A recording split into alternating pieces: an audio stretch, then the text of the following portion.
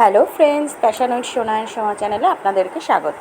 এখন পবিত্র রমজান মাস চলছে, আর রমজান মাস উপলক্ষে অনেকেই কিন্তু সন্ধ্যার সময় ইফতার তৈরি করেন। তাই আজকে আমি আপনাদের সাথে ইফতার স্পেশাল মসুর ডালের পাকোড়ার রেসিপি শেয়ার করব। অনেকেই তো মসুর ডালের পাকোড়া তৈরি করে থাকেন, কিন্তু আমি কিভাবে পাকোড়াটা তৈরি করি সেটাই আপনাদের সাথে আমি শেয়ার করব। রেসিপিটি ভালো লাগলে চ্যানেলটি সাবস্ক্রাইব করার অনুরোধ রইল।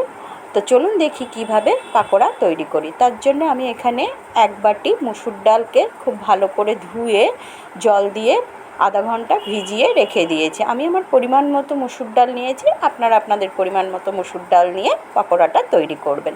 এবার খুব ভালো করে আমি জল থেকে তুলে নিয়ে একটা মিক্সির বাটির মধ্যে দেব, তারপরে একটা ফাইন পেস্ট তৈরি করে নেব। দেখুন আমি মিক্সির বাটির মধ্যে দিয়ে দিয়েছি, কোনো কিছু দেব না, এমনি একটা সুন্দরভাবে একটা পেস্ট আমি তৈরি করে নেব। দেখুন আমার মসুর ডালের পেস্টটা তৈরি হয়ে গেছে। এবার আমি একটা বড় বাটির মধ্যে মসুর ডালের পেস্টটা নিয়ে নিয়েছি।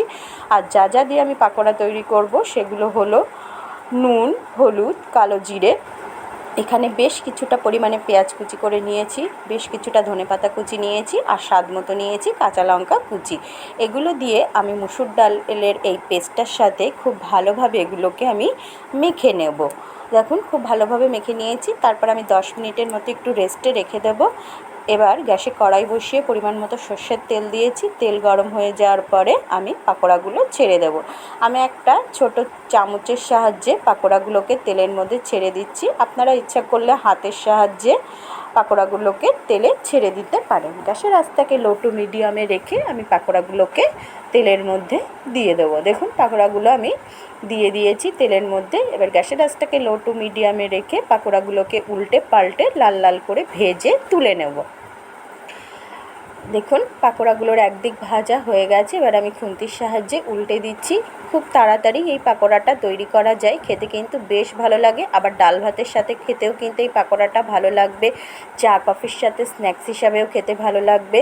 আর পবিত্র রমজান মাসে ইফতারের সময় এই পাকোড়া খেতে তো খুবই ভালো লাগবে। দেখুন আমি পাকোড়াগুলোকে উল্টে পাল্টে লাল লাল করে ভেজে তুলে নিচ্ছি।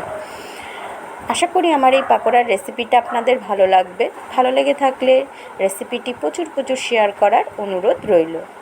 দেখুন পাকোড়াগুলো আস্তে আস্তে হালকা গোল্ডেন ব্রাউন কালার চলে এসেছে। এবার আমি খুব ভালোভাবে একটা ছাঁটার সাহায্যে পাকোড়াগুলোর তেল ঝরিয়ে নেব। দেখুন পাকোড়াগুলো খুব সুন্দরভাবে ভাজা হয়ে গেছে, আর দারুণ সুন্দর কিন্তু এই পাকোড়াগুলো ক্রিস্পি হয়, খেতে বেশ ভালো লাগে।